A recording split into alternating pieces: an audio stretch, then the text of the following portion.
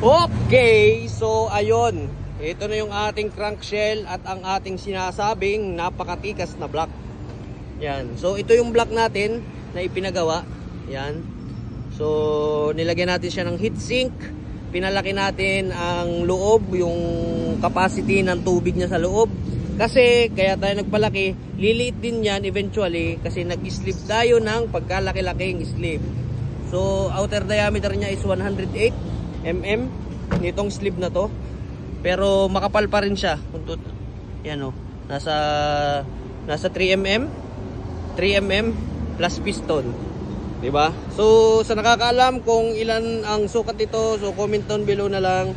And ayun, pero anyway, so ayusin ko pa to, itong block na ito. Okay na, na-sleeve na yan. Ayusin ko na lang yan ng kaunti. Ayusin ko na rin itong water jacket kasi nga syempre fabricated yan. Lilinisan natin ng konti, tapos ipapasandblast natin.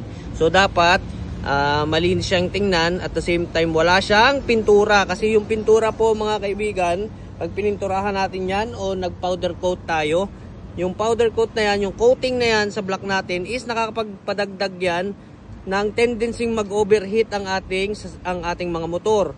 Kasi yung kanyang init, hindi siya totally makalabas. Naiipon siya dito, yung init. Kaya dapat yan, bare naked lang talaga itong block natin yan. Another thing is, ito yung ating crankshell. Ang crankshell naman natin ay cute size pa rin. Hindi kumasya yung ating block kasi nga nagpa-resleeve tayo ng 108 mm. So ibig sabihin, kung nagpa-resleeve tayo ng ganito kalaki, ibobore out natin yung ating crankshell ng 108 hanggang sa tipong mag-swak ito.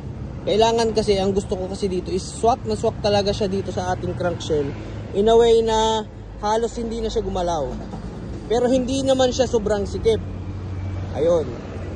Tapos meron pa tayo dito itong ating sprayer ng langis. Bali na andito yan sa gitna, dito sa parting ito sa gitna. Ipina-offset ko rin siya. Yan yung tatamaan ng connecting rod natin dito.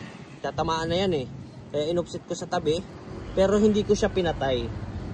Yang anong yan, yang sprayer na yan, yan ang magsusupply sa ating piston pin, at saka dun sa ating connecting rod ng langis, para hindi rin siya mag-overheat, at saka well lubricated yung ating piston.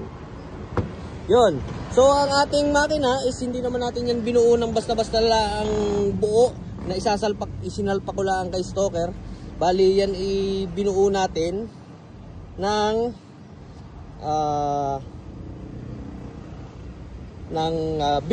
build.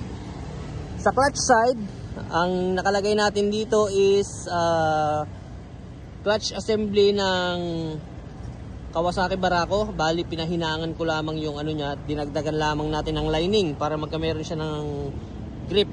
So sa ngayon, ang gagawin natin dito sa side na ito is gayon din, dadagdag na naman tayo dyan ng lining, kahit siguro isa pang lining, para kayanin niya yung pressure ng ating block, at saka yung total cc na itinaas nito ng ating isasalpak na block, at saka siyempre yung sigunyal natin na pina-offset. Yung offset naman natin ay ipina-offset natin yan before.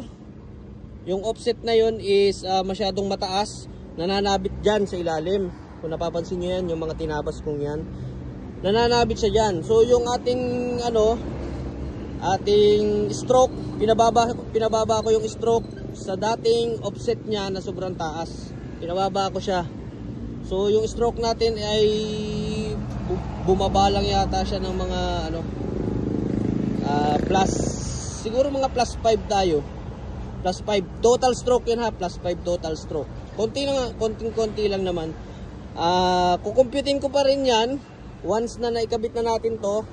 At saka kasi hindi ko alam yung total stroke na naidagdag niya, kung naidagdag, bumawas o ewan.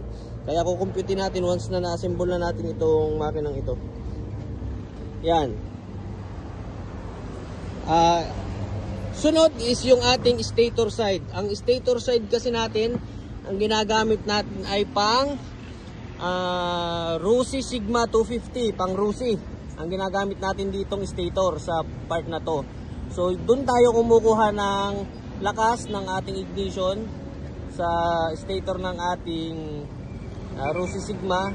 Battery operated din kasi yan. Doon din tayo kumukuha ng charging. So titingnan natin yung stator na yon kung kakayanin niyang i-power up ito.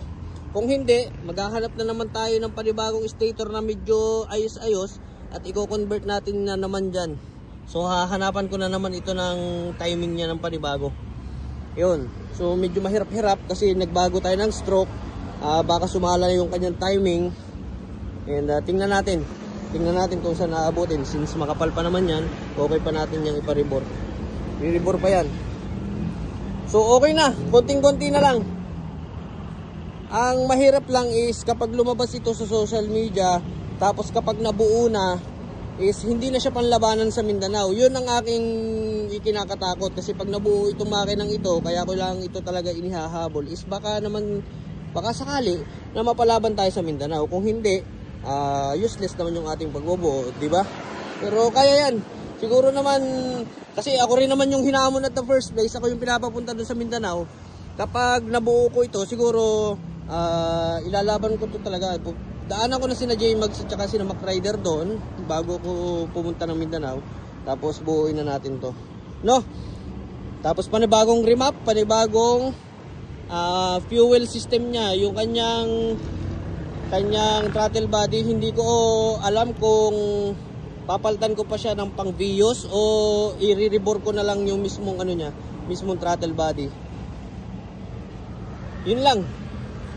Kaya lang naman talaga tayo natagalan is wala naman talaga tayong nabibiling ganitong pyesa. Walang nabibiling ganitong pyesa, walang available sa market, mahirap magkakita. So kapag may ganitong ang engine, nagkakita ka ng loaded na ganito, napaka-imposibleng tingnan. Kung meron ka talaga makikitang loaded na ganitong makina. Kasi halos walang gumagawa. Ako lang yung nag-attempt. Kasi hindi na rin naman siya umaandar before eh. Kaya why not mag-attempt, di ba? So ayan, ang nilagay natin, may heatsink dito, pambangka, piston ng bangka. Tapos hopefully mapaandar na natin ito sa mga susunod na panahon.